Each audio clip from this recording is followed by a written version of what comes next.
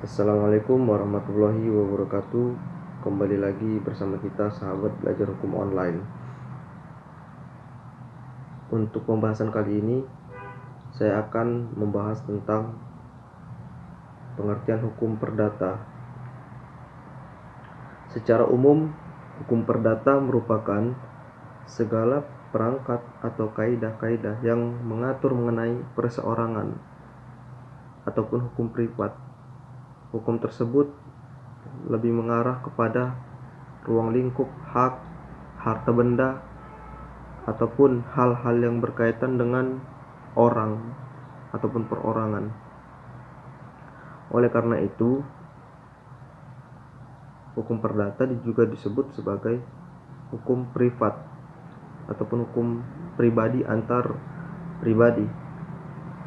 Kemudian berangkat pada pendapat Profesor Sudikno Mertokusumo yang memberikan pengertian bahwa hukum perdata merupakan seperangkat peraturan yang mengelola hubungan setiap perseorangan, baik itu dalam lingkup keluarga maupun masyarakat.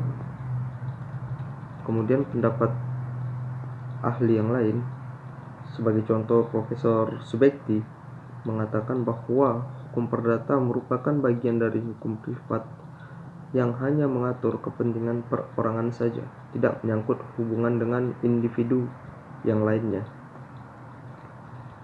Nah, setelah kita mengetahui pengertian hukum perdata menurut para ahli, kita berangkat berbicara sejarah hukum perdata.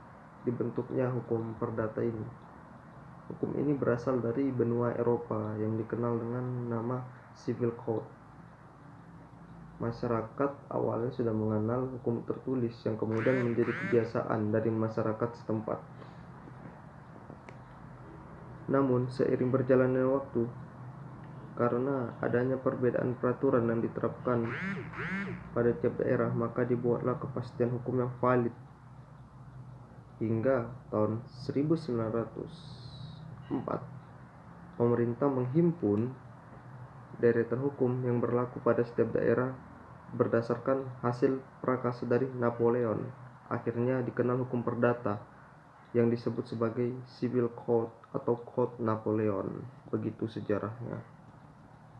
Lebih simpelnya lagi, agar sahabat-sahabat memahami, hukum perdata itu secara umum hukum yang membahas tentang waris, permasalahan tanah, kemudian pinjam meminjam, jual beli, sewa menyewa.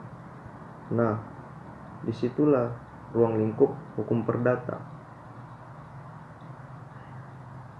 Semoga kawan-kawan lebih memahami dan berharap teman-teman dapat memiliki wawasan baru dari penjelasan ini. Saya ucapkan terima kasih. Assalamualaikum warahmatullahi wabarakatuh.